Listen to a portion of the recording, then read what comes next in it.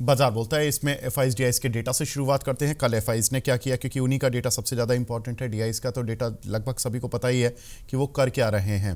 तो FIIs cell कर रहे हैं, डीआईज बाय करते हैं, लेकिन एफआईज की सेलिंग कितनी होती है यही देखना जरूरी होता है। 3642 करोड़ रुपए की सेलिंग करके गए हैं, ये अच्छी चीज़ नहीं है। 4645 करोड़ रुपए की बाइंग डीआईज करके गए हैं, ये कुशन दे सकती है, मार्केट को संभाल सकती है इंडेक्स लेवल पर, लेकिन यही एक सेफगार्ड है आपके पास। ये कब तक चलता है देखना होगा। आगे बढ़ते हैं एशियन मार्केट्स। एशियन मार्केट आज ठीक है, क्योंकि कोरियन मार्केट में जीडीपी का डेटा आया था, वहाँ पर तेजी है। निकाई में भी बॉन्ड को लेकर कुछ एक बातें आ रही हैं, वहाँ पर 1.5% को उछाल देखने के लिए मिल रहा है। चीन के मार्केट थोड़े से वीक हैं, लेकिन डाउ जोन्स ठीक ठाक बंद हुआ था 0.4% बढ़कर। एक बार देख लेते हैं कौन से आज शेयर हैं जो कि अच्छा दम दिखा रहे हैं। तो दम दिखाने वाले शेयर्स में रूट मोबाइल करीब 10.5%, स्पार्क दिखाते हुए 9% ऊपर, डॉम्स में करीब 5.5%, शारदा क्रॉप में करीब 3.5%, अवंती फीड्स में करीब 3.5% का उछाल देखने के लिए मिल रहा है। तो कहीं ना कहीं मार्केट में कुछ पॉकेट्स में खरीदारी भी लौट रही है, लेकिन जहां पर खरीदारी नहीं लौट रही है उसमें एंजल वन करीब 5.5% नीचे, पारादीप करीब 5% नीचे, एचसीसी कल की तेजी के बाद आज करीब 4.5% नीचे आता हुआ, वॉक फार्मा 4% नीचे और किर्लोस्कर न्यूमेटिक करीब 4% नीचे। तो ये कुछ एक शेयर्स जहां पर की गिरावट देखने के लिए मिल रही है। एक बार देख लेते हैं आज की बड़ी खबरें। देखिए, बड़ी खबरों में दुनिया भर के मार्केट में देखें तो खासतौर से एशियन मार्केट में थोड़ी सी तेजी लौटी है। खासतौर से बिटकॉइन में कल 7% का उछाल देखने के लिए मिला, और अमेरिकी बाजारों में भी टेक शेयरों में अच्छी तेजी देखने के लिए मिली है। अब ये टेक शेयर अमेरिका के तो चमक जाते हैं, रचित भाई हमारे कब चमकेंगे?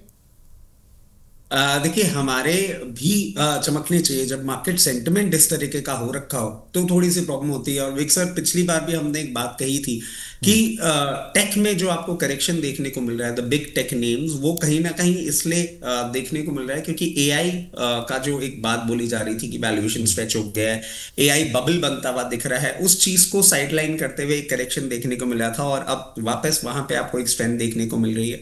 हमें भी अब एक स्ट्रेंथ जरूर देखने को मिलेगी, but it's again the same thing. थोड़ा सा ना फ्यूल की जरूरत है। जो कंफ्यूजन, जो ओवरहैंग इतना ज्यादा आपको देखने को मिल रहा है ट्रेड डील्स को लेके, और इतनी सारी जो ग्लोबल चीजों, ग्लोबल फैक्टर्स अनसर्टेनिटी पे देखने को मिल रहे हैं, थोड़ा सा ये भी अंडर परफॉर्म कर रहे हैं। बट बात वही आ जाती है कि अगर आपको, जैसे कि आप बोल रहे थे कि पोर्टफोलियो में कौन से स्टॉक्स ऐड करने चाहिए और वो सारी चीजें, तो उसमें जरूर टेक में अब आपको वैल्यू हंटिंग कहीं ना कहीं करनी चाहिए ही, क्योंकि जैसे ही मार्केट सुधरेगा, टेक का परफॉर्मेंस अब आपको और आगे मार्केट को लेके जाने का फ्यूल जरूर बन सकता है। बिल्कुल। वहाँ पुतिन जी धमकी दे रहे हैं यूरोप को कि वॉर शुरू भी कर सकता हूँ मैं कभी भी आपके खिलाफ, यानी कि वो भी अपनी प्रेशर टैक्टिक्स खेल रहे हैं कहीं ना कहीं, जिस तरह से डोनाल्ड ट्रंप खेलते हैं। और वो अमेरिका पर प्रेशर बना रहे हैं कि जितना ज़्यादा से ज़्यादा उनको इस डील में फ़ायदा हो जाए जो यूक्रेन के साथ उनको युद्ध विराम लेना है, क्योंकि 3 साल उन्होंने अपने इन्वेस्ट किए हैं अपने कंट्री के, यूक्रेन ने भी किए हैं। तो ये थोड़ा सा वो प्रेशर टैक्टिक्स इस समय चल रही है, लेकिन इन सब का जो इम्पैक्ट है रशीद भाई, वो फाइनेंशियल सेक्टर्स से जुड़े हुए शेयरों पर जरूर पड़ जाता है। For example CDSL, camps, angel one, BSC, क्योंकि ये शेयर बड़े सेंसिटिव हैं, ये इंडेक्स की तरह सेंसिटिव हैं। अब आज एंजल वन गिरा हुआ है 5% सेंसिटिविटी की वजह से। आपको ये बाइंग अपॉर्चुनिटी लगती है इन सभी शेयरों में, या अभी लगता है कि और प्रेशर बनेगा? देखिए विक सर, एक चीज है, markets are here to stay. अभी एक बादल जरूर मंडरा रहे हैं मार्केट के ऊपर, और हम देखेंगे अक्रॉस कितना टाइम हो गया कि हम एक टाइम वाइज करेक्शन में तो एटलीस्ट हैं ही। मतलब आप प्राइस वाइज करेक्शन इतना नहीं देख पा रहे हैं मेन स्ट्रीम स्टॉक्स में, बट टाइम वाइज करेक्शन भी एक इंपॉर्टेंट चीज होती है।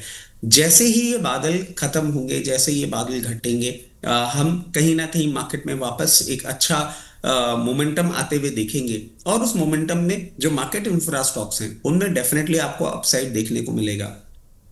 इसमें देखने वाली बात एक और आ जाती है कि अभी आपके पास अपॉर्चुनिटी अगर है तो आई वुड सजेस्ट दैट आप main hardcore market infra stocks में ज्यादा फोकस करें, rather than focusing on angel one या मान लीजिए ग्रो। मैं आपको सजेस्ट करूंगा कि आप मेन स्ट्रीम जैसे एनएसडीएल हो गया, सीडीएसएल हो गया, कैम्स हो गया, के फिनटेक हो गया, इन स्टॉक्स में जो अच्छे परफॉर्म नहीं किए हैं उनमें वैल्यू हंटिंग करेंगे तो वो ज्यादा रीजनेबल रहेगा, क्योंकि ये बड़े हैं बिजनेसेस और ये एक तरीके से आप देखें तो ड्यूओपोली या मोनोपोली के पार्ट हैं। जो ब्रोकरेज हाउसेज हैं उनमें मैं बहुत ज्यादा कंफर्टेबल इसलिए नहीं हो रहा हूँ क्योंकि yes they have under perform, but जिस तरीके से सिचुएशन बनती हुई दिखती है, यू डोंट नो कौन से ब्रोकरेज हाउस में क्या सिचुएशन डेवलप होती हुई चली जाए। और अगर आपको वैल्यू प्रोपोजिशन मिल ही रहा है तो जो मेन स्ट्रीम स्टॉक्स है उनमें आप फोकस करेंगे तो वो ज्यादा सेफ और रिलेटिवली बेटर रिटर्न देने वाले इन्वेस्टमेंट्स आपको आने वाले समय में बनते हुए दिख सकते हैं। ठीक है साहब, बिल्कुल ठीक है। एक खबर सर जो कि 2 दिन से मार्केट में फ्लोट कर रही है वो है तंबाकू सिगरेट पर, जहां पर कि सेस बढ़ने की बातें हो रही हैं। नया बिल कैबिनेट में पेश भी हो गया है सोमवार को, लेकिन अभी तक उस पर ये अपडेट नहीं आया कि वो बिल पास हो जाएगा नहीं हो जाएगा। बात ये हो रही है कि जीएसटी कॉम्पनसेशन बिल हटाया जाएगा और उसकी जगह नए बिल में एक्साइज बढ़ाने पर भी छूट सरकार को मिल जाएगी।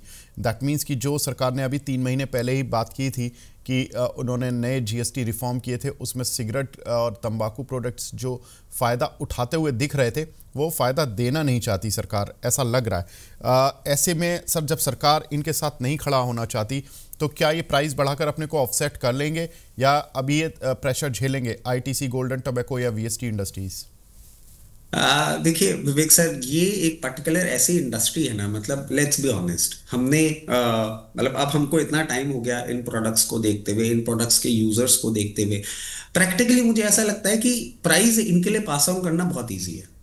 बहुत बहुत बहुत लाजमी बात है ये। एक बार क्लैरिटी आ जाए किस तरीके से क्या सिचुएशन बनती हुई दिखती है, बिकॉज इनके एंड कंज्यूमर्स जो है ना वो प्राइस सेंसिटिविटी से बहुत ज्यादा डेटर नहीं होते। आपको ये जरूर हो सकता है कि एक बार अगर कोई ऐसा मूवमेंट आता हुआ देखिए, कोई बहुत ही स्टीप प्राइस हाइक हो जाए तो 1-1.5 महीना या आप मान लीजिए 1 क्वार्टर आपको एक ऐसा मोमेंटम आता हुआ दिख जाए कि नहीं, they might under perform for a quarter, maximum है ये टाइम, इससे ज्यादा मुझे नहीं लगता। क्योंकि एंड यूजर को प्राइस इतना बड़ा डिसाइडिंग फैक्टर नहीं होता है, उसकी लाइकिंग जिस तरीके से होती है और जो रिक्वायरमेंट्स होती हैं they will stick around two it, तो बहुत इजीली पास ऑन करने वाली सिचुएशन में है। इसके अलावा अगर आप कोई और सेक्टर की बात करें वहां पे हमें तब भी सोचना पड़ सकता है कि प्राइस सेंसिटिविटी थोड़ी ज्यादा होती है और अगर प्राइस आगे प्रेस कर दी तो कहीं ना कहीं हो सकता है कि ग्रोथ रुक जाए। ये वो सेक्टर्स नहीं है और इनमें मुझे नहीं लगता आपको कोई बहुत ज्यादा प्रॉब्लम आती हुई दिखेगी। Maximum a month, a quarter, that's all that we can ask for. उसके बाद वापस सब कुछ नॉर्मल ही होता हुआ आपको दिखेगा। ठीक है, मतलब कोई भी बिल पास होता है और गिरावट आती है तो खरीदे ना इन शेयरों को।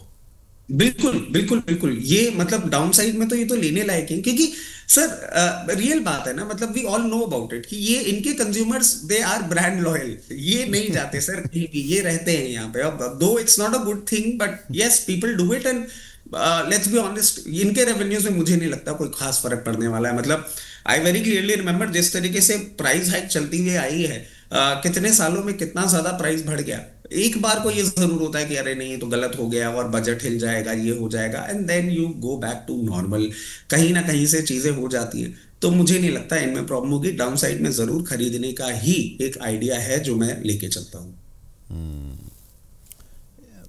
ठीक है सर, ये आप ज़्यादा बेहतर बता पा रहे हैं और बिल्कुल ठीक है। और ब्रांड लॉयल क्या सब प्रोडक्ट लॉयल भी हैं वो लोग जो लोग इनका इस्तेमाल करते हैं टबैको प्रोडक्ट्स का या इस तरह के प्रोडक्ट्स का। बस इसमें एक चीज़ आ जाती है कई बार कि मैंने जो यूज़ करते हैं, मैं तो यूज़र नहीं हूँ लेकिन मैंने जिन लोगों को आसपास में देखा है उनसे ये बात की, तो जब सिगरेट जब महंगी अति की हो गई थी तो वो शायद पतली वाली एक कोई आती थी इम्पोर्टेड, वो उसको इस्तेमाल करने लग गए थे, लेकिन मज़ा उनको उसी वाली में ही आता था जो आईटीसी और ये सब वीएसटी इंडस्ट्रीज़ वगैरह जैसे बेचती हैं। तो ये आप सही कह रहे हो कि सर ब्रांड लॉयल होना चाहते हैं कई बार लेकिन प्रोडक्ट लॉयल तो वो हैं एटलीस्ट। नहीं सर, इसमें मैं आपको एक और चीज बता देता हूँ। लेट्स बी ऑनेस्ट, आपके घर में आपके बजट में कोई भी चीज अगर ऊपर नीचे होती है ना, यू टेंड टू डिस्कस हम करते हैं, हम सब करते हैं, घरों में बातें करते हैं कि नहीं यार ये एक्सपेंसिव हो रहा है, इसका एक ऑल्टरनेट ढूंढ लेते हैं, कुछ और कर लेते हैं, कुकिंग में ये चीज कर लेते हैं, वो कर लेते हैं। ये एक ऐसी चीज है जिसमें आपका खुद का डिसीजन होता है। You can not come back home and discuss it with your you know parents, और you can discuss it with your kids, और you can discuss it with your wife. सब ये बोलेंगे कि भाई साहब क्यों, why do you even want to go for it. तो इसमें क्या होता है, आदमी सिर्फ अपने सर्कल में और अपने ही एक प्रोपोजिशन में बैठा रहता है कि ठीक है लेट्स गिव अ ट्राई। इसीलिए मैंने आपको बोला सर, तो 1-1.5 महीने का या 1 क्वार्टर तक का आप जरूर एक डिफरेंस देख सकते हैं। People tend to switch and then they say कि यार क्या फर्क पड़ता है, इतना बड़ा तो प्राइस डिफरेंस भी नहीं है जो मैं कॉम्प्रोमाइज कर रहा हूं। तो they come back to the normal situations. तो सर, और ये आप देखेंगे ना, इस सेक्टर को आप बहुत क्लोजली स्टडी करेंगे, हर ब्रांड का एक ज्योग्राफिकल लोकेशन है, हर ब्रांड का एक वेदर है, और उस वेदर में किस तरीके का टबैको प्रेफर किया जाता है वो भी बहुत सिलेक्टिव है। उस चीज को मैच करना थोड़ा सा मुश्किल हो जाता है। प्राइस हाइक अपनी जगह है, बट इसमें जो चॉइसेस है ना, वो आदमी इतना इजीली गिव अप नहीं कर पाता है। और ये आप देख रहे हैं कि अभी सरकार जिस तरीके से विजिलेंट हो गई है ना, और जिस तरीके से सारी चीजें चल रही हैं, ये जो आपको इंपोर्टेड ये जो ब्रांड्स है ना, ये रिलेटिवली चीपर तो मिल जाती है, बट इनमें डुप्लीकेसी की प्रॉब्लम भी होती है, और सरकार का बहुत पैनी नजर भी है। अब इसमें हमने पिछले साल भी सुना था कि गवर्नमेंट बहुत ज्यादा इस चीज पे फोकस करके रख रही है कि इनका इलीगल इंपोर्ट जो है वो जिस तरीके से कम किया जा सके। और इनकी इतनी इजी अवेलेबिलिटी भी नहीं होती जितनी लोकल ब्रांड्स की हो जाती है। If you talk about Godfrey, if you talk about ITC, इनके ओरिजिनल आपको प्रोडक्ट्स मिल जाते हैं। इनमें डुप्लीकेसी की प्रॉब्लम ज्यादा होती है, तो पीपल यूजुअली डेटर की फालतू, ठीक है खराब चीज तो है ही, उसको और खराब क्यों लिया जाए, तो let's stick to the local brand which is easily available.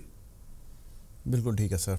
Godfrey Phillips, golden tobacco, VSG industries, ITC, ये 4 डोमिनेंट प्लेयर हैं इस पूरे सेक्टर में, तो यहाँ पर नज़र बनाकर रख सकते हैं आप। आगे बढ़ते हैं सर।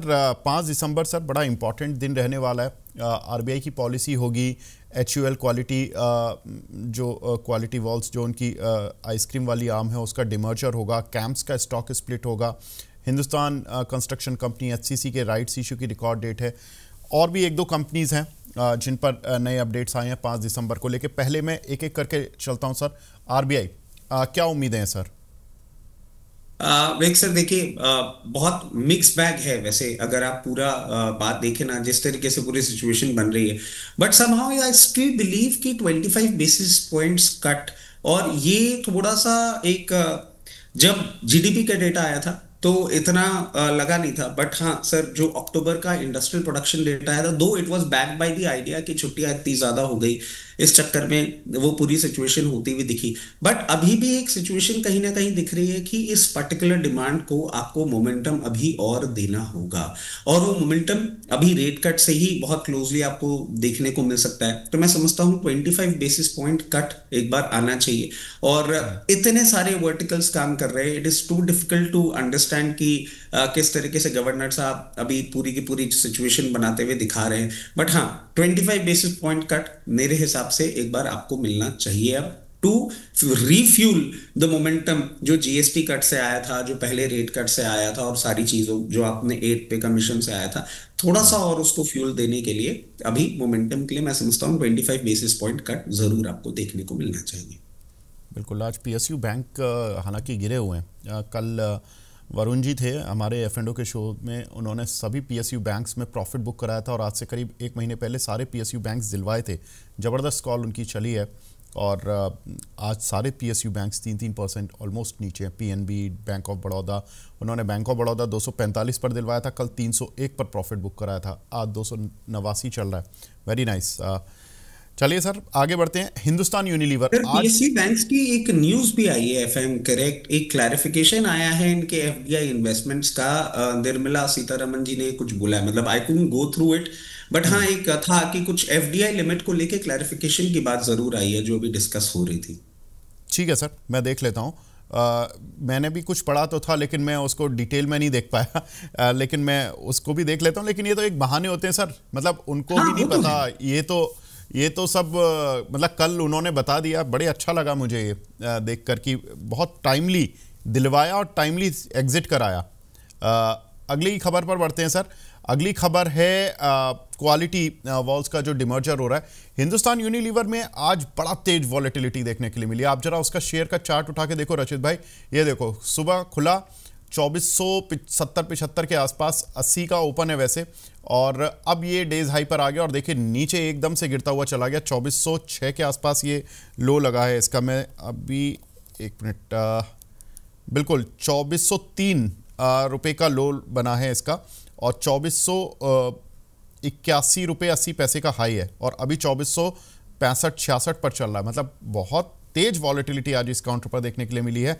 खबर यह थी कि क्वालिटी वॉल्स के जो बोर्ड है उसमें कुछ चेंजेस हो रहे हैं डिमर्जर से पहले ही, तो शायद सेंटिमेंटल इम्पैक्ट इस काउंटर पर देखने के लिए मिला मॉर्निंग के ओपनिंग सेशन में। अब ये बाउंस कर रहा है। रचित भाई क्या करें, डिमर्जर के लिए लेंगे या नहीं? देखिए, मेरे हिसाब से तो जरूर आपको इसमें ये वो पर्टिकुलर स्टॉक है जिसमें अपनी पोजीशन बना के चलनी ही चाहिए। और बहुत टाइम आप देखिए इस पूरे पर्टिकुलर सेक्टर ने एक अंडर परफॉर्मेंस दिखाया है, बट कंजम्पशन बूस्ट में इन लोगों का हाथ जरूर आपको देखने को मिलेगा ही मिलेगा। जहां तक बात है डीमर्जर की, देखिए एक आपको जरूर बेनिफिट देखने को मिलेगा ही मिलेगा, जैसे कि हमने 2 हफ्ते पहले भी जब आपने ये न्यूज डिस्कस करी थी। एंड वेरी फ्रैंकली वो आइडिया ना, क्योंकि मेरे दिमाग में वो चीज इतनी ज्यादा नहीं आ रही थी, बट आपने एक वो आइडिया दिया था कि now management will come out in open and they will have to work, और वही कहीं ना कहीं अभी आपको देते हुए देखने को मिल सकता है। और ये क्लियर केस है वेग सर, आप देखिए कि मतलब आप इस टाइम पे अगर मैनेजमेंट चेंज कर रहे हैं तो कहीं ना कहीं अब आपको ये चीज क्लियर हो रही है कि अब it will be out in open, performance हमको अच्छा अब देना ही होगा, and we don't want to miss it. मतलब हम ये नहीं करना चाहते अभी, जब तक हमारे कंट्रोल में है पूरी सिचुएशन तभी हम मैनेजमेंट चेंज कर देते हैं, और सारी चीजें दो उसके बाद भी रहेंगी। बट एक वो हो जाता है ना कि सर अगर घर से अलग कर रहे हैं तो इस तरीके से अलग करें कि भाई तुम अपने सारे सामान के साथ जाओ, ताकि तुमको आने वाले अपने जो सफर है उसमें प्रॉब्लम नहीं हो। वही कहीं ना कहीं देखने को मिल रहा है। And I think quality walls भी आपको एक अच्छा परफॉर्मेंस करता हुआ दिखाएगा, एक पूरी टर्न अराउंड स्टोरी बनती हुई दिख सकती है। तो डेफिनेटली आपको इसमें पोजीशन जरूर रखनी चाहिए। ठीक है, तो पोजीशन रखनी चाहिए हिंदुस्तान यूनिलीवर में। कैंप सर, इसमें स्टॉक स्प्लिट आ रहा है, रिकॉर्ड डेट है 5 तारीख की, उससे पहले क्या करना है? देखिए कैंप्स के लिए अभी जैसे हम बात कर भी रहे थे सर कि बहुत ज्यादा ना अभी हमको इन्हीं ये जो मेन स्ट्रीम स्टॉक्स हैं इन पे ज्यादा फोकस करना चाहिए, और कैंप्स भी उन्हीं का एक पार्ट है। मैं समझता हूँ कैम्स में अगर आपके पास पोजीशन है तो बिल्कुल आपको बने रहना चाहिए, अगर नहीं है तो मैं एक लेवल जरूर सुझा देता हूँ आपको अपनी पोजीशन बनानी चाहिए, क्योंकि सर एक बार स्प्लिट होगा ना तो आपको दिखेगा कि कहीं ना कहीं लिक्विडिटी भी बढ़ती हुई दिखेगी, मार्केट पार्टिसिपेशन भी बढ़ता हुआ दिखेगा, and eventually you will be benefited. तो कभी भी आज कल परसों मतलब जब भी आपको एक बार ये 3810 और 3760 तक की रेंज में मिल जाए, आप जरूर अपनी इसमें एक बार पोजीशन बना के रखिए। आने वाले टाइम में जैसे ही चीजें सुधरेंगी, अब तो सर इतना टाइम हो गया, हम तो कब से ट्रेड डील और सब चीजों को मान ही रहे हैं, बट अब ऐसा लग रहा है कि बहुत क्लोज हम पहुंच चुके हैं। जैसे ही चीजें सुधरेंगी definitely they will be benefited, जरूर अपनी पोजीशन बना के रखनी ही चाहिए। ठीक है sir. Hindustan construction company sir, right issue की रिकॉर्ड डेट है कल। 14-15% चल गया था, क्योंकि 12.5 रुपये पे राइट इशू लेकर आ रहे हैं 1000 करोड़ रुपए का, और ऑलमोस्ट हाफ प्राइस पर ये राइट इशू दे रहे हैं। 277 शेयर मिलेंगे, कुल करीब 600 सम शेयर्स वालों के लिए। मैं अभी आपको एग्जैक्टली बता देता हूँ, ये हैं 630 शेयर धारकों को 277 शेयर मिलेंगे। क्या करें सर एचसीसी के शेयर पर?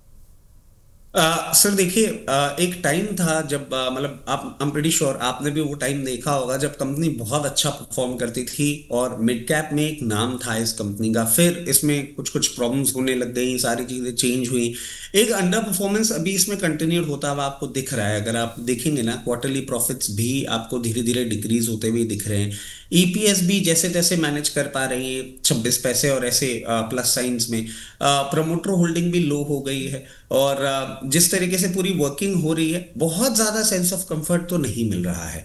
राइट में पार्टिसिपेट आप कर भी लें, आप लोअर लेवल पे इसमें पोजीशन ले भी लें, मगर क्या आपको कंपनी में उस तरीके का वैल्यू प्रोपोजिशन आने वाले समय में टर्न अराउंड दिख रहा है, वो एक देखने वाली बात बन जाती है। और at the very face of it एक अच्छा मूवमेंट था, बट अभी जिस तरीके से कंपनी वर्किंग कर रही है बहुत ज्यादा सेंस ऑफ कंफर्ट मैं अभी गैदर नहीं कर पा रहा हूं इसमें। So for the time being मैं यही बोलूंगा कि रादर देन वो जो एक प्राइस डिफरेंस है उसका एडवांटेज आप लेना चाह रहे हैं, बेटर ये है कि यू नेवर नो सर, वो राइट्स जैसे ही मार्केट में प्लेस होकर आते हैं आपको कितना प्राइस डिफरेंस मिलता है और क्या होता है, और उसके लिए आप एक ऐसे परफॉर्मिंग कंपनी में पैसा लगाएं। फॉर द टाइम बीइंग दूर रह लेंगे तो कोई प्रॉब्लम वाली बात नहीं है। जैसे ही टर्न अराउंड आता हुआ दिखेगा एक इसी स्टॉक में आप रनिंग मूवमेंट में इससे ज्यादा प्राइस डिफरेंस मैं समझता हूँ गैदर कर पाएंगे। देवर टाइम्स जब ये अच्छे लेवल्स पर ट्रेड करता था, बट अभी जिस सिचुएशन में है बहुत ज्यादा कंफर्ट मैं नहीं गैदर कर पा रहा हूँ इसमें पोजीशन बनाने के लिए। ऐसी एक कंपनी सर जायसवाल नेको, जहां पर की कंपनी की बोर्ड बैठक होने जा रही है 5 तारीख को और 1800 करोड़ रुपए जुटाने पर बात कर रही है। कंपनी की मार्केट कैप देखें कल की क्लोजिंग के हिसाब से तो 6645 करोड़ रुपए की है, तो 1800 करोड़ रुपए के अच्छा खासा अमाउंट हो जाता है। मैं कंपनी की जरा बैलेंस शीट भी उठाकर देख रहा था, कुछ एक और फाइनेंशियल्स डेटा देख रहा था। 55% होल्डिंग है प्रमोटर की और उसमें से लगभग पूरी की पूरी होल्डिंग प्लेज्ड है। अब 1800 करोड़ रुपए जुटाने जा रहे हैं। कंपनी प्रॉफिटेबल है, कोई दिक्कत नहीं है। कंपनी का जो पिछले क्वार्टर के रिजल्ट आए थे वो भी 100 करोड़ रुपए प्रॉफिट कमाया था, लेकिन इसमें ध्यान देने वाली बात यह है कि कंपनी ने 112 करोड़ रुपए का इंटरेस्ट भी पे किया था, उसके बाद भी 105 करोड़ का प्रॉफिट कमा लिया। तो कंपनी को ये तो पता है कि अगर वो अपनी इंटरेस्ट कॉस्ट को कम कर लेंगे तो उनकी प्रॉफिटेबिलिटी ऑटोमेटिकली बहुत तेजी से बढ़ जाएगी, भले ही वो सेल इतनी भी कर लें तो भी। अब ये 1800 करोड़ कितने इंपॉर्टेंट होंगे सर जुटाना इनके लिए? सर देखिए, इंपॉर्टेंट तो डेफिनेटली हो जाता है क्योंकि प्रैक्टिकली आप देखिए इनके लिए सबसे बड़ी प्रॉब्लम ही इनका इंटरेस्ट कवरेज रेशियो जो है। और जैसे कि आप बता रहे थे प्रमोटर्स का प्लेज सर, मतलब ये बहुत ज्यादा स्केरी है। 99.9% प्रमोटर प्लेज चल रहा है। और अगर हम देखें प्राइस टू बुक वैल्यू भी बहुत ज्यादा कंफर्ट नहीं मिल रहा है स्टॉक में, बट कंपनी प्रॉफिट मेकिंग है। कंपनी लोअर लेवल से एक अच्छे अपसाइड के साथ बैठी हुई है और पीई जो है इसका वो भी कंफर्ट दे रहा है। तो मेरी समझ से ये कंपनी रिलेटिवली थोड़ी सी कंफर्टेबल लगती है जिस तरीके से यहाँ पे प्लेस्ड है इन लेवल्स पे। अगर आप स्टैगर्ड मैनर में पोजीशन बनाना चाहें तो डेफिनेटली आप थोड़ी थोड़ी अपनी पोजीशन बना सकते हैं। बहुत ज्यादा हैवी क्वांटिटी के लिए मैं आपको नहीं बोलूंगा, बट सॉरी 68 लेवल्स पे आप अपनी पोजीशन बना के कहीं भी 64 लेवल्स तक आता हुआ दिखता है, वहां पे अपनी पोजीशन एक बार कंप्लीट करके रख सकते हैं। छोटी क्वांटिटी में रखिएगा, टर्न अराउंड होता है तो डेफिनेटली आपको एक बेनिफिट देखने को मिलेगा, बट बहुत एग्रेसिवली फंड पार्क करना इस कंपनी में बहुत ज्यादा कंफर्ट नहीं देगा, बट टर्न अराउंड के चांसेस एक अच्छे बनते हैं। एक ऐसे ही काउंटर पर बात करूंगा सर, सीएट जो अगर पिछले 10 सालों का देखोगे तो one of the best turn around stock रहा है। 5 दिसंबर को इसकी भी बोर्ड बैठक होने जा रही है। 5 दिसंबर को बड़ा बिजी शेड्यूल रहने वाला है मार्केट पार्टिसिपेंट्स के लिए, क्योंकि बहुत सारे शेयर देखने पड़ेंगे, पॉलिसी देखनी पड़ेगी, पुतिन साहब के स्टेटमेंट देखने पड़ेंगे। हालांकि पुतिन जी कल आ जाएंगे और फिर कल से उनके स्टेटमेंट भी शुरू हो जाएंगे इंडिया और रशिया को लेकर, तो काफ़ी इंपॉर्टेंट डेज रहने वाले हैं अगले 2। और इसमें सीएट एनसीडी के जरिए पैसे जुटाने पर बात कर रही है। कंपनी के रिजल्ट्स वगैरह तो ठीक ठाक रहे हैं, परफॉर्मेंस अच्छा रहा है। अब फंड रेस कर रहे हैं, इतनी बड़ी कंपनी, इतना बड़ा ग्रुप है, ज़्यादा डेट कंसर्न तो नहीं है, लेकिन हाँ 87 करोड़ रुपए पर क्वार्टर इंटरेस्ट पे कर रहे हैं। हो सकता है डेट रिडक्शन करें, हो सकता है कैपेसिटी एक्सपेंशन करें। क्या करेंगे सर, कैसे देखें सीएट को? सर देखिए, ये मैं कहीं ना कहीं देखता हूं कि ये जो आपने दोनों बातें बोली है ना, ये दोनों ही एक मिक्स आपको जरूर होता हुआ दिख सकता है, क्योंकि आज के टाइम में डेट रिडक्शन भी इक्वली इंपॉर्टेंट है किसी भी कंपनी के लिए जो अनसर्टन टाइम्स में आप बैठे हुए हैं। बट मैं समझता हूँ ये चीज आपको होती हुई दिखेगी और ये कहीं भी आपको सपोर्ट लेता हुआ दिखता है 3760 3800 लेवल्स। अगर आपके पास पोजीशन है तो बनी रहें, कोई प्रॉब्लम वाली बात नहीं है। आने वाले समय में ये वापस आपको एक अच्छा मोमेंटम अपसाइड का जनरेट करता हुआ दिखा सकता है और कहीं भी 4300 4400 तक के लेवल्स दिखा सकता है इन वेरी नियर टर्म। अगर नहीं है तो मैं आपको बोलूंगा कि कहीं भी आपको 3760 3800 के लेवल से मिले, एक बार पोजीशन बना के यू कैन आउटप्ले। और इसमें क्योंकि सर स्टॉक इतना बड़ा है, एक स्टॉप लॉस भी मैं आपको सुझा देता हूं। 3390 का होगा वो स्टॉप लॉस जो आपको इसमें मेंटेन करना पड़ेगा, और फिर हायर लेवल जो हम देख रहे हैं उसके लिए आप प्ले कर सकते हैं, बट इसमें थोड़ा सा आपको टाइम देना पड़ सकता है। ये जो हम कंटिन्यूसली अभी देख रहे हैं ना कि एक मोमेंटम बहुत जल्दी देखने को मिल जाता है, वो आउटप्ले तो नहीं होगा, बट हाँ टाइम देंगे तो ये रिटर्न जरूर देगा आपको। ठीक है, टाइम देंगे तो रिटर्न जरूर देगा। और अब रिटर्न देने वाले हमारे बेताज बादशाह भी आ चुके हैं हमारे साथ। प्रदीप हल्दर जी जुड़ चुके हैं। प्रदीप जी, क्या हाल है? Good morning. गुड मॉर्निंग विवेक सर, आपको एंड रचित सर को एंड सारे व्यूअर्स को नमस्कार। रचित भाई, आज बड़े खुश लग रहे हो आप, इनको देखकर पिंक सिटी की याद आ रही है। आप तो पिंक सिटी के आदमी हो। देखिए सर, एक्चुअली पिंक इस बोलते हैं ना कलर ऑफ लव। और अब ये पिंक में है तो क्या मैसेज देना चाह रहे हैं? क्योंकि सर अभी तो क्या है कि अब जो जनरेशन है उसका हमें इतना नहीं पता, बट पहले तो ये होता था ना कि हम कपड़ों के कलर से भी कुछ कुछ इंडिकेशंस देना चाहते थे। Usually I have seen him wearing black, green, grey. आज पिंक में पहली बार दिख रहे हैं। क्या पता कहीं कोई कंफर्मेशन देना हो, कुछ करना हो। You never know how it works. इसलिए मुझे लग रहा है कि कहीं दाल पक रही है तो अच्छी बात है। प्रदीप भाई, ईमानदारी से बताइए, गिफ्टेड है या आपने खरीदा है? नहीं सर, मैंने ही खरीदा है, गिफ्ट नहीं मिला है। और सर ऐसे ही मतलब कुछ कमेंट्स आ रहे थे, कह रहे प्रदीप सर डेली आप एक ही कपड़ा पहन के आ रहे हो, तो मैंने सोचा आज से अभी से मतलब एक एक दिन एक एक न्यू न्यू ड्रेस पहन के आते। सो इसीलिए बस। अच्छा, चलिए ठीक है। ये कमेंट्स आपको वीडियोस में मिले थे या पर्सनली कहीं भेजा गया था? क्योंकि मेरे को तो मिले नहीं। मैं मतलब I am always in white shirt, black coat, grey coat और ब्लू कोट, ये तीन ही पहनता हूँ। मेरे को तो कभी किसी ने कमेंट नहीं किया। आपको कमेंट क्यों किया? मतलब कोई स्पेशल रीजन है आपके कमेंट का? पता नहीं सर, आपने जो एनवायरनमेंट अभी मार्केट में बाजार में क्रिएट किया ना, मतलब लोग पहले पूछते थे कि सर कौन सा स्टॉक में क्या करना चाहिए, अभी पूछ रहे हैं कि सर फ्री हो क्या, आप थोड़ा बात करना चाहते हैं। ऐसा भी कमेंट आया, मैं रजीत जी को भेजा भी पर्सनली। तो सर इन्होंने इन्होंने आप लोगों ने जो माहौल क्रिएट किया है ना बाजार में, तो लोग अभी शादी के लिए पूछ रहे हैं कि सर आप फ्री हो क्या, मैट्रिमोनी का कुछ प्रोफाइल भेज दीजिए, आपका लिंक आप भेज नहीं हो दीजिए। प्रदीप जी? आप नहीं हो? मैं नहीं हूँ सर, मैं दूर दूर तो तक आप कहीं किस पे मूड नहीं। में हो? मैं आप सर अभी केवल अभी टाइम स्पेंड करना चाहते हो, अभी शादी नहीं करना चाहते, वादा नहीं करना नहीं। चाहते आप? नहीं सर, मैं कुछ नहीं करना चाहता अभी। ओके, चलिए ठीक है। अब रचित भाई, मैं इससे आगे नहीं बढ़ूंगा। अगर आपको बात करनी हो तो आप कर सकते नहीं हैं। सर, विवेक सर आप मार्केट का बात स्टार्ट कीजिए, क्योंकि रजित सर को भरोसा नहीं है कहाँ तक बात कहाँ तक पहुंच जाएगा। चलिए ठीक है। आगे बढ़ता हूं और कुछ खबरों पर बढ़ता हूं। IRFC यहाँ पर 30 करोड़ डॉलर के ECB के जरिए कंपनी रकम जुटाने जा रही है। जापान के सुमितोमो मित्सुई बैंक से ये रकम जुटाई जाएगी। अक्सर हमने देखा है कि जो जापान से कंपनियां फंड जुटाती हैं वो थोड़ा सा चीपर रेट्स पर होता है। हालांकि अब तो जापान में भी इंटरेस्ट रेट बढ़ने की बातें हो रही हैं और वहाँ पर भी इन्फ्लेशन 3% के पार पहुँच चुका है। IRFC one of the finest under performer जो कि रेलवे शेयरों से रहा है, लगातार गिरता ही जा रहा है, लोग परेशान हैं। प्रदीप भाई, कहीं सपोर्ट मिलेगा इन खबरों से? सर देखिए, न्यूज अलग हो जाता है, चार्ट अलग कुछ बात कर रहा है। लगातार हम देख रहे हैं कंटिन्यूअसली लोअर लो लगा के नीचे आ रहा है। Monthly chart, weekly chart, daily chart, तीनों टाइम फ्रेम में एक नेगेटिव मोमेंटम कंटिन्यू कर रहा है।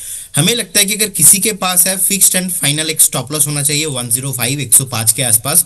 और अभी फ्रेश बाई करना या तो एवरेजिंग करना, दोनों आपको नहीं करना चाहिए, अवॉइड ही करना चाहिए जी।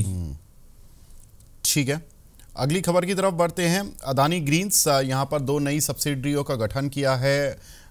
ऊर्जा सेतु और हाइड्रो ब्लूम पावर, ये 2 नई सब्सिडरियाँ इन्होंने शुरू की हैं।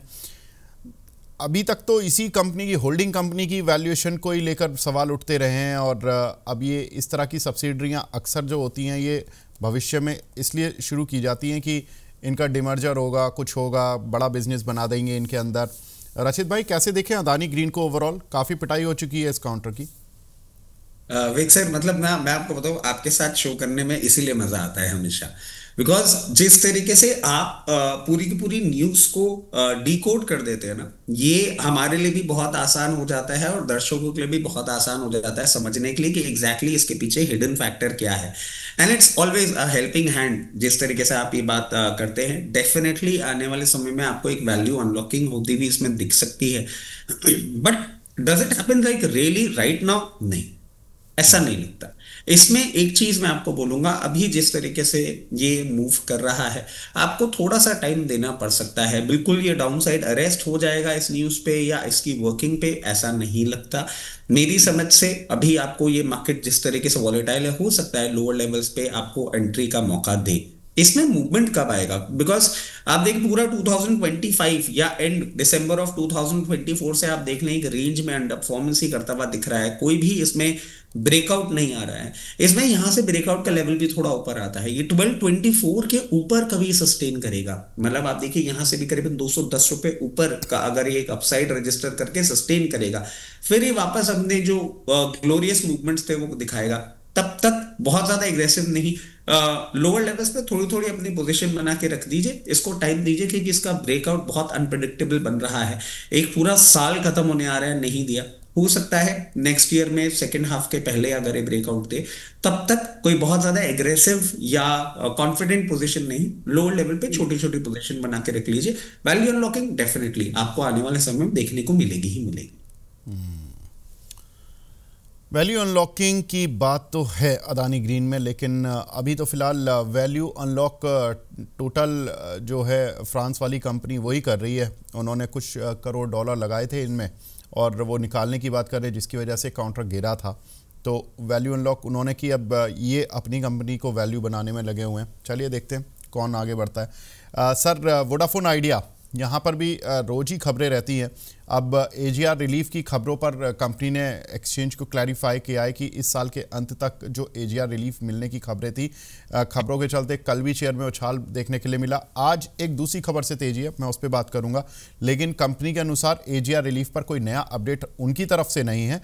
अक्टूबर नवंबर में जो सुप्रीम कोर्ट के आदेश मिले थे उन्हीं को लागू किया जा रहा है। नया आदेश मिलने तक पर जानकारी दी जाएगी।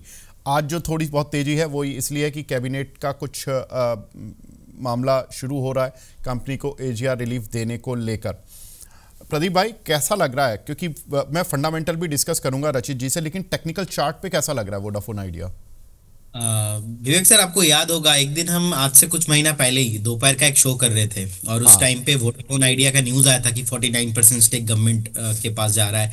सो तब से आज देखिए उतना चला नहीं। उस टाइम पे भी 10 रुपीज के आसपास ही प्राइस था, 9.8 है तो 10 रुपीज, और अभी भी 10.38 के आसपास का प्राइस है। तो हमें लगता है कि बहुत सारे लोग ऊपर से ऑलरेडी फंसा हुआ है स्टॉक के अंदर। तो अभी ऐसा मान लीजिए स्टॉक पहले आईसीयू में था, अभी स्टॉक हॉस्पिटल में ही है, लेकिन वो बेड पे आ चुका है। मतलब एक होप बना है कि नहीं चलो, जो सेंटीमेंट बन रहा है थोड़ा बहुत पॉजिटिव है। स्टॉक में इतना ज्यादा न्यूज आता है, हर हफ्ता हर महीना कुछ ना कुछ तो न्यूज चलता ही रहता है कि कुछ, और हर एक बार ऐसा ही होप होता है कि नहीं इस बार स्टॉक ऊपर आ जाएगा। तो नीचे से थोड़ा बहुत रिकवरी भी आया है, लेकिन ऊपर से देखेंगे स्टॉक अभी भी नीचे। मुझे लगता है कि एक बार ये सारा होप के आधार पे, सेंटीमेंट के आधार पे स्टॉक एक बार आपको 13-14 तक चल सकता है, लेकिन फ्रेश किसी को भी मैं निवेश करने का सलाह नहीं दूंगा, क्योंकि स्टॉक में बहुत ही अभी भी जो है वॉलेटाइल है। अगर इसी काउंटर में रहना है आपको, भारती हेक्साकॉम, भारती एयरटेल भी अच्छा लगता है। रिसेंटली हमने और भी ऐसे स्टॉक्स में मोमेंटम भी देखा है, लेकिन मुझे लगता है कि वोडाफोन आइडिया को आपको अवॉइड करना चाहिए। अगर आप सेफ हो तो, मतलब एज ए सेफ इन्वेस्टर्स, अगर आपको लगता है कि कुछ पैसा आपके पास है,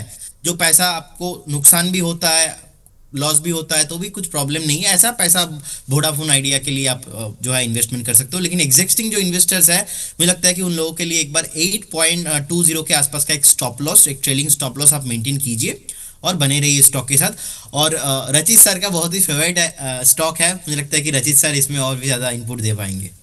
बिल्कुल, रचित सर बता दीजिए। सर एक्चुअली ये आप जब भी प्रदीप भाई से सवाल करते हैं, चाहे येस बैंक हो चाहे आइडिया हो, और मैं सामने बैठा हूं ना, इनके लिए एक्चुअल में बहुत टाइट रोप हो जाती है। और टाइट रोप क्यों हो जाती है? क्योंकि I completely understand and with all due regards, मतलब ये यूजुअली मैंने जब मैं नहीं हूं तो देखा है, तो वो बोलते हैं नहीं बेकार, ऐसे शेयरों में कौन दिमाग लगाता है। बट ऐसे टाइम पे जब मैं बैठा हुआ होता तो ये बेचारे वो भी नहीं बोल पाते सही तरीके से, इनकी मन की बात मन में ही रह जाती है। तो इसीलिए मैं सोच रहा था कि अब डायरेक्टली मेरे पास ही आ जाएंगे। बट हाँ, ये जो इन्होंने बात बोली है ना, ये बात बिल्कुल ऐसी नहीं है कि it is wrong. No, it is not wrong. He is absolutely right on the idea that has the company turn around completely? नहीं, ऐसा नहीं, टर्न अराउंड नहीं है। बट क्या कंपनी खत्म हो गई है? वो भी नहीं है। अब इसमें करना क्या है सर? आपके चैनल के माध्यम से भी हम 6 रुपए 60 पैसे, 6 रुपए एक ही चीज बोलते आ रहे हैं कि इसमें एक टर्न अराउंड जरूर आपको देखने को मिल सकता है, क्योंकि सरकार ने 49% स्टेक अपना लिया है। सरकार अपना पैसा नहीं इसमें डुबाएगी। उसके बाद सर कुछ टाइम पहले एक खबर आई थी जिसने एक इसको अपमूव दिया था कि यूएस की कंपनी इसमें फंड इन्फ्यूज करने वाली है, और वो बोलते हैं ना कि बिना आग के धुआं नहीं होता, तो there is something cooking which we are not aware of, और एकदम से वो चीज आएगी तो फिर टर्न अराउंड पूरा होता हुआ आपको दिख सकता है। डिओपोली गवर्नमेंट कभी भी नहीं चाहेगी, क्योंकि डिओपोली मार्केट अगर हो गया तो डिजिटलाइजेशन का जो एक पूरा एक मुहिम जो गवर्नमेंट ने चला रखी है ना, उसमें आपको प्रॉब्लम आती हुई दिख सकती है, क्योंकि फिर जो आपके आरपूज हैं, जिस तरीके से आपको सारी चीजें बनती हुई दिखेंगी, वो कहीं ना कहीं गवर्नमेंट कंट्रोल नहीं कर पाएगी। और उसके साथ साथ अभी हमने देखा था कि यूके के प्राइम मिनिस्टर जब आए थे, उनकी तरफ से भी एक बात आने की बात थी कि वो बोलेंगे इसके लिए, क्योंकि वोडाफोन में स्टेक है, तो there many things which are trying to keep the company alive. अब आपको करना क्या चाहिए इसमें? अगर आपके पास पोजीशन है तो आपको बिल्कुल बने रहना चाहिए, कोई प्रॉब्लम वाली बात नहीं है। इनफैक्ट एक फोर्टनाइट पहले सिटी ने भी इसमें कवरेज किया था, 14 रुपीज का टारगेट दिया था।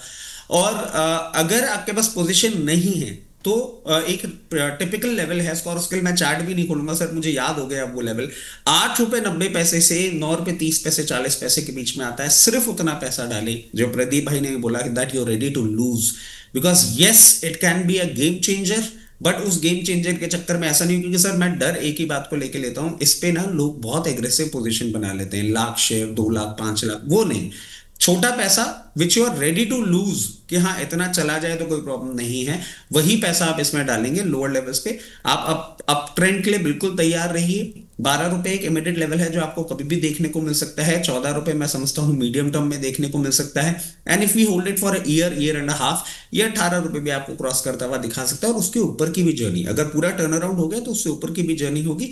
But for the time being don't be aggressive, चीजें बदल रही हैं बट पूरी नहीं पलटी है। चीज़ें बदल रही हैं लेकिन अभी पूरी तरह से पलटी नहीं है। तो अभी रचित भाई देख तो रहे हैं क्लोजली, लेकिन हम लेते रहेंगे अपडेट, रिव्यू करते रहेंगे, कोई बात नहीं। वोडाफोन आइडिया अभी तो एक रेंज में ही फंसा हुआ है, 10-11 रुपए की रेंज में, मिलते रहेंगे, बात होती रहेगी। अगला शेयर है हिंदुस्तान कॉपर। प्रदीप भाई, इसमें बड़ी खबरें चल रही हैं। पहला कि कॉपर के दाम ऑल टाइम हाइस पर पहुंच गए थे इंटरनेशनल मार्केट में, तो काउंटर काफ़ी अच्छा चला। सारे ही नॉन फेरस मेटल काउंटर काफ़ी अच्छे चले, हिंडाल्को, हिंदुस्तान कॉपर, वेदांता, नाल्को सभी अच्छा चले। अब एक नई खबर आ गई है कि वो एनटीपीसी माइनिंग के साथ, एनटीपीसी की एक आर्म है एनटीपीसी माइनिंग, उसके साथ एक करार जॉइंट वेंचर कर रहे हैं जिसमें क्रिटिकल मिनरल्स को माइन करेंगे दोनों मिलके। कॉपर की भी माइनिंग होगी, क्रिटिकल मिनरल्स की भी माइनिंग होगी। अब रेयर अर्थ एलिमेंट्स जो हम कहते हैं, जिसको लेकर जीएमडीसी के शेयर में हमने इतनी अच्छी तेज़ी बनती हुई दिखाई दी थी, अब ये क्रिटिकल मिनरल्स इसी तरह के हैं। सर इनमें क्या करें? हिंदुस्तान कॉपर जैसे कंपनी में ये एंट्री कर रहे हैं और जीएमडीसी उसकी तैयारी कर चुका है, तो हिंदुस्तान कॉपर पर क्या करें? सर देखिए, ऑलरेडी स्टॉक नीचे से बहुत ही चला है, और हमें लगता है कि रिसेंटली एक हाई भी बनाया था 360 के ऊपर, और डिप भी लगाया था। ऑलमोस्ट जो लो था उस दिन का 307 के आसपास, तो 305 से लेकर 360 इस रेंज के अंदर ना मुझे लगता है कि रहने वाला है। और मल्टीपल टाइम हमने देखा 390 के आसपास भी मुझे लगता है कि रेसिस्टेंस है। तो स्टॉक आपके पोर्टफोलियो में होना चाहिए, लेकिन फ्रेश बाइंग का जो नहीं होना चाहिए। कभी भी अगर आपको 310-15 के लेवल मिले, आप एक स्टैगर मैनर पे बाई करना स्टार्ट कीजिए, लेकिन ओवर प्राइस में नहीं खरीदेंगे तो वही अच्छा है। अभी 342 के आसपास का प्राइस है, रिसेंटली 366 365 भी गया था, वहां से फिर से नीचे आते हुए दिखा, तो वहाँ पे एक रेसिस्टेंस है। ऐसा नहीं कि छोटा मोटा रेसिस्टेंस, ऑलरेडी 2-3 बार चार्ट में जाने का कोशिश किया था प्राइस, लेकिन उसके ऊपर सस्टेन नहीं हो पाया। तो हमें लगता है कि न्यूज़ अच्छा है, और कहीं ना कहीं एक बार वेट कीजिए, कभी भी कुछ भी डिप मिलता है एक बार 315 320, देन अब तब स्टार्ट कीजिए बाइंग।